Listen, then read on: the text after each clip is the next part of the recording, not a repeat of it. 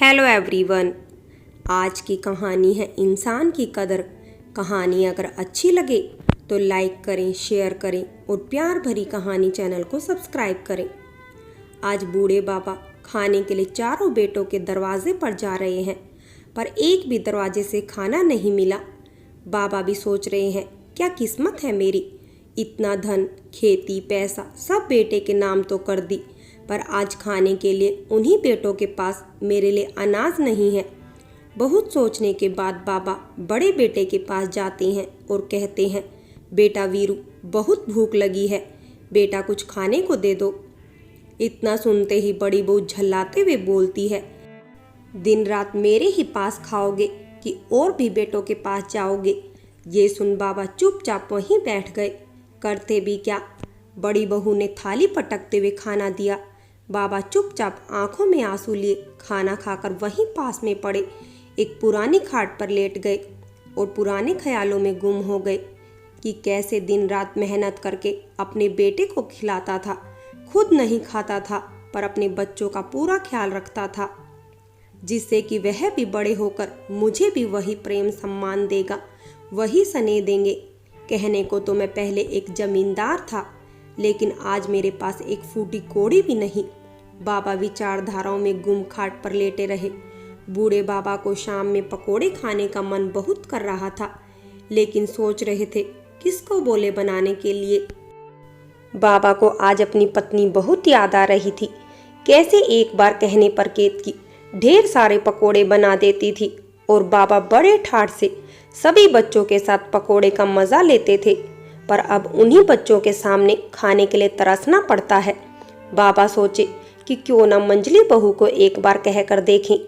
बाबा बहुत साहस बटोर के मंजली बहू के पास गए और बोले, बहू पकोड़े बनाना, बहुत मन कर रहा है खाने को।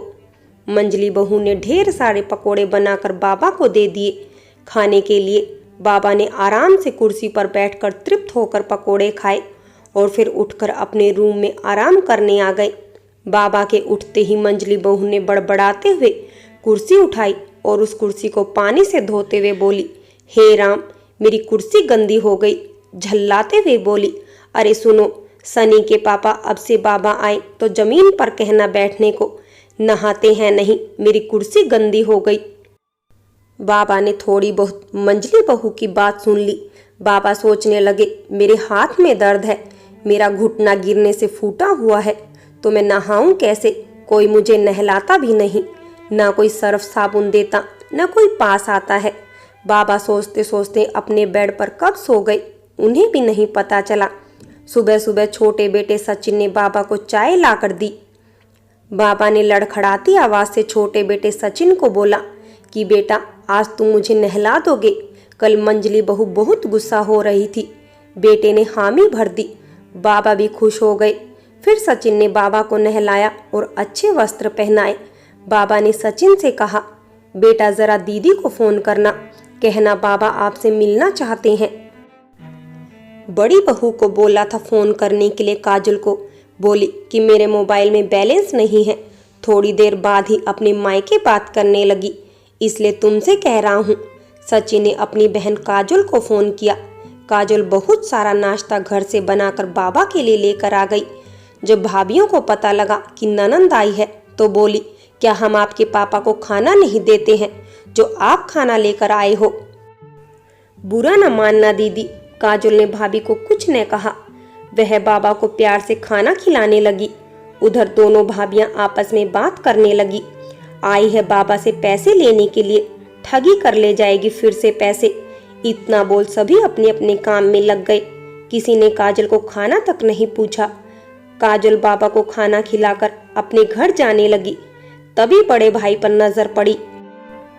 काजल रो पड़ी, भैया, क्या मेरा इतना भी अधिकार नहीं कि मैं अपने घर में आ सकूं और अपने पापा को अपने हाथ से खाना खिला सकूं?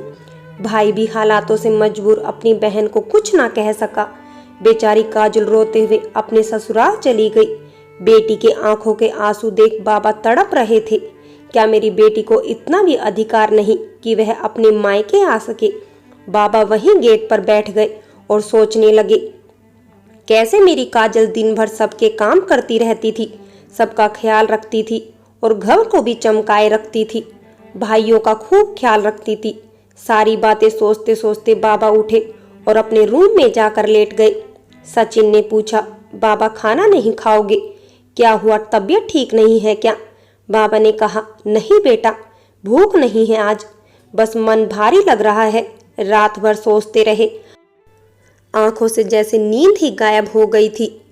दूसरे दिन बाबा उठे, तभी बड़ी बहू बोली, बाबा आज आप अपने रूम में ही रहना, क्योंकि आज आपकी पोती को देखने के लिए लड़के वाले आ रहे हैं और आपके शरीर से बदबू आती है। बाबा के आंखों में आंसू आने लगे। अपनी आंखों के आंसू को छिपाते हुए बाबा बोले, बहू जैसा तुम सबको ठीक लगे, आज हम अपने रूम में ही रहेंगे। बाबा अपने रूम में ही खाना खाए। रात में ना ठीक से सोने के कारण बाबा की तबीयत खराब जैसी लग रही थी। पूरा शरीर भी दर्द से टूट रहा था, पर सोच रहे थे किसे बोलूं दवा लाने को और शरीर दबाने को। तभी सचिन आता है और पूछता है, बाबा क्या हुआ? बाबा ने बताया तो सचिन ने तुरंत बाबा के पैर दबाए और फिर बाबा के लिए दवा लाने चला गया। तभी बाबा के सीने में दर्द होने लगा। सबको बुलाने के लिए बाबा के कान से आवाज भी ठीक से नहीं निकल रही थी।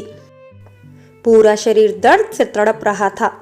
बाबा पूरी हिम्मत लगाकर जोर जोर से सबको बुलाने लगे और बोले कि सब मेरे पास आ जाओ। तभी झट से मंजली बहू कहती है, अरे इस बूढ़े की तो हर रोज की यही आदत है। आई थी बेटी, उसने कुछ उल्टा पुल्टा खिला दिया होगा, गैस हो गई होगी, इसलिए बूढ़ा चिल्ला रहा है। छोड़ो, सब अपने अपने काम करो, इनका तो दिन रात का यही रोना है। इधर बाबा का गला सूख रहा था, पानी के लिए तरस रहे थे, इसलिए भी सबको आवाज लगा रहे थे। पानी ना मिलने और दर्द भी बढ़ने के कारण बाबा के प्राण पखेरु उड़ गए।